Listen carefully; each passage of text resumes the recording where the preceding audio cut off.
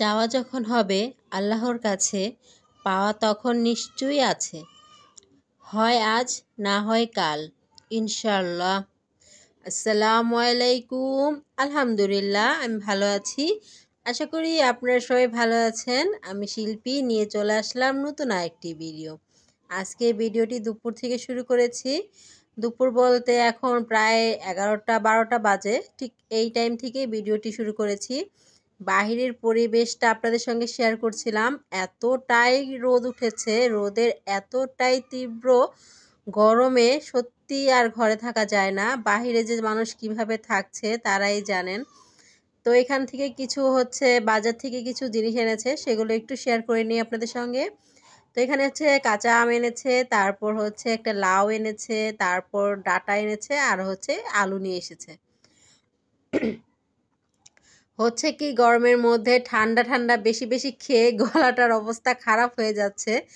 গরমে তো মনে কয় সারাদিনই খাই, কিন্তু ঠান্ডা তো ছাড়ছে না। তো এইরকম অবস্থায় পড়ে গেছি। তো এতক্ষণ যারা আমার সঙ্গে ছিলেন বা আছেন, প্লিজ একটি লাইক দিয়ে আমার ভিডিওটি কন্টিনিউ করুন। আর যদি আমার চ্যানেলে নতুন কোনো বন্ধু হয়ে থাকেন, প্লিজ চ্যানেলটি সাবস্ক্রাইব করে আমার পাশেই থেকে যেতে পারেন। আর এই যে দেখুন, আমার মেয়ে আমার সঙ্গে বাজার বের করছিল, টানাটানি করছে এটা সেটা নিয়ে। প্রচুর গরমে বাচ্চাদের খুবই কষ্ট হয়ে যাচ্ছে। আসলে বাচ্চাদের একটু বেশি বেশি কেয়ার করা দরকার এই গরমের মধ্যে। আমার যত আপু ভাইয়ারা আছেন, প্লিজ বাচ্চাদের প্রতি একটু যত্নশীল হবেন, বয়স্কদের প্রতি একটু যত্নশীল হবেন। এই গরমে তাদেরকে একটু পাতলা জাতীয় খাবার, কম মশলা তেলওয়ালা খাবার দিবেন, এতে করে ভালো হবে। যেভাবে অসুস্থ হচ্ছে বাচ্চারা, বয়স্করা, খুবই খারাপ লাগছে, এতটা গরম পড়ছে। তো এখানে একটু আমের শরবত করে নিচ্ছিলাম সবাইকে। তো এখন যেহেতু দুপুর হয়েছে, 12টা বেজে গেছে, তো এই টাইমটা কিন্তু প্রচুর গরম থাকে। তো ভাবলাম আম যখন নিয়ে এসেছে, তো ঠান্ডা পানি দিয়ে তারপর এখানে একটু আম শরবত করে দেই। তো এই জন্য আমি একটা কাঁচামরিচ দিয়ে নিয়েছি সাথে। এতে করে কিন্তু আমের টেস্টটা, মানে শরবতের টেস্টটা খুব ভালো আসে। সাথে বিট লবণ আর একটু চিনি দিয়ে নিয়েছি, দিয়ে এটাকে শরবত করে নিয়েছি, ব্লেন্ডারে ব্লেন্ড করে নিয়েছি। তো এত কিছু আর শেয়ার করলাম না, আপনাদের সঙ্গে শর্টকাটেই শেয়ার করেছি। আসলে এত গরমের মধ্যে ভিডিও তৈরি করা কিন্তু খুবই কষ্টদায়ক। আর তার মধ্যে যদি ছোট বেবিরা থাকে, ওদেরকে নিয়ে তো ভিডিও এখন করা খুবই কষ্ট হয়ে যাচ্ছে।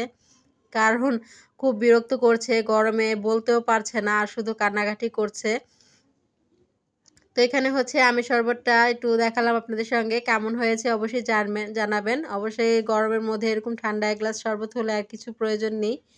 তো এখানে দেখুন, এখানে মাছ ভিজিয়ে রেখেছি।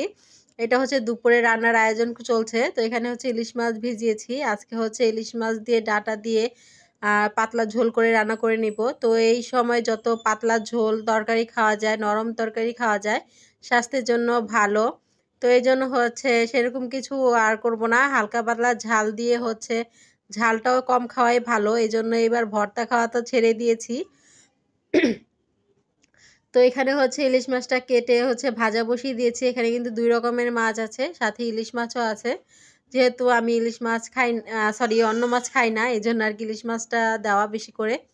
তো ইলিশ মাছটা কিন্তু বেশি দিয়েছি, সাথে কয়েক পিস অন্য মাছ দিয়েছি। বাচ্চারা আবার ইলিশ মাছটা খেতে চায় না, এই জন্য আর কি।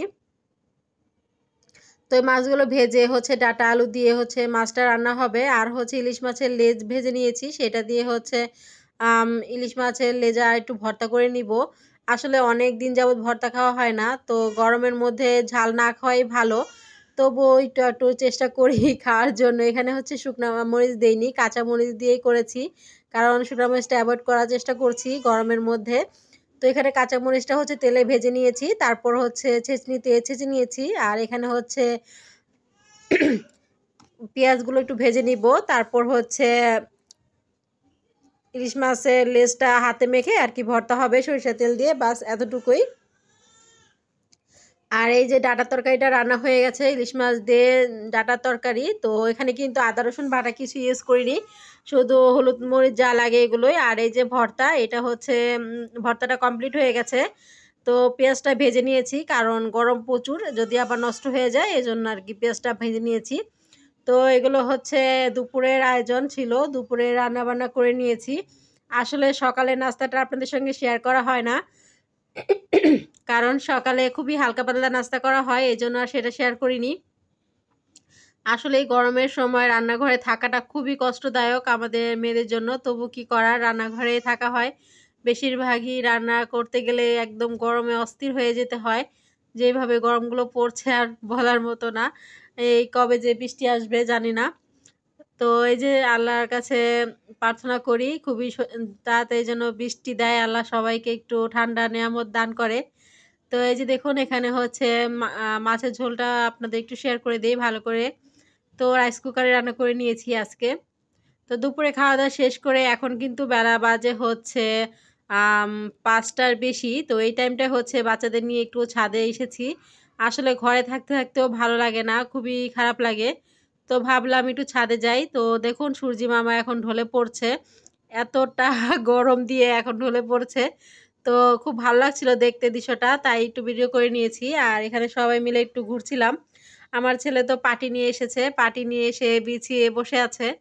আর আমি এদিক দিয়ে একটু হাঁটছিলাম আর একটু, একটু করে ভিডিও করছিলাম। তো দেখতে, দেখতে ভিডিওর শেষ পর্যায়ে চলে এসেছি। এতক্ষণ যারা আমার সঙ্গে ছিলেন তাদের সবাইকে অনেক, অনেক ধন্যবাদ আমাকে সময় দেওয়ার জন্য। প্লিজ ভিডিওটি স্কিপ না করে সম্পূর্ণ ভিডিওটি দেখার চেষ্টা করবেন। ভিডিওটি কোথাও ভালো লেগে থাকলে অবশ্যই কমেন্টে